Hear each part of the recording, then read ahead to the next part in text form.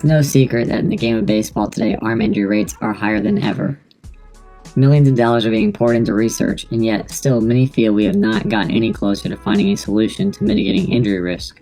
We too have shared this frustration and know how broken the system is. This frustration led us to years of research and continued discussion with many of the game's top influencers.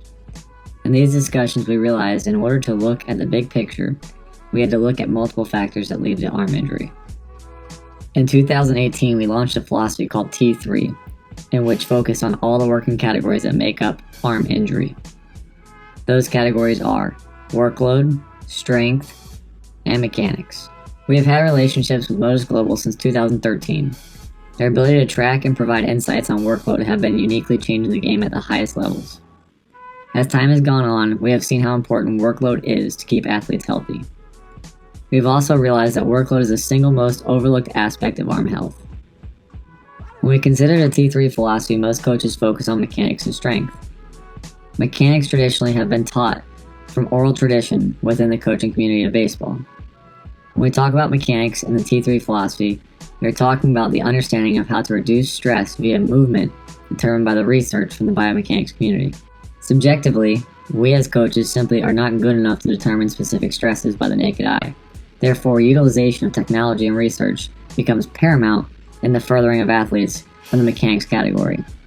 When we look at the strength category, we have to first consider why strength is important to injury prevention. Strength is injury resilience.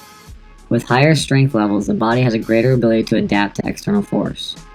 During throwing specifically, the body experiences multiple changes throughout the span of a practice or a game.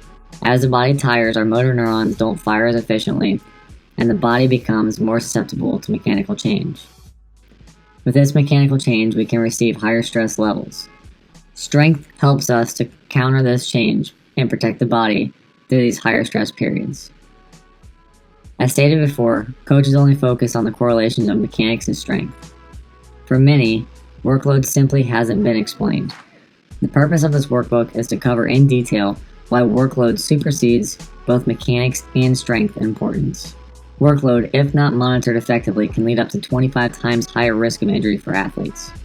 Some athletes may have elite level mechanics and strength, but if workload goes ignored, these athletes still place themselves at a much higher risk of injury. Workload can also be described as monitoring fatigue. If an athlete places themselves under a higher level of fatigue, we know the body has less ability to adapt and recover from stresses received. Ultimately, if an athlete continues under higher stress levels, the body breaks down, leading to injury. To close, we have to understand that in order to give ourselves the highest chance to stay healthy, we must first keep our priorities in line.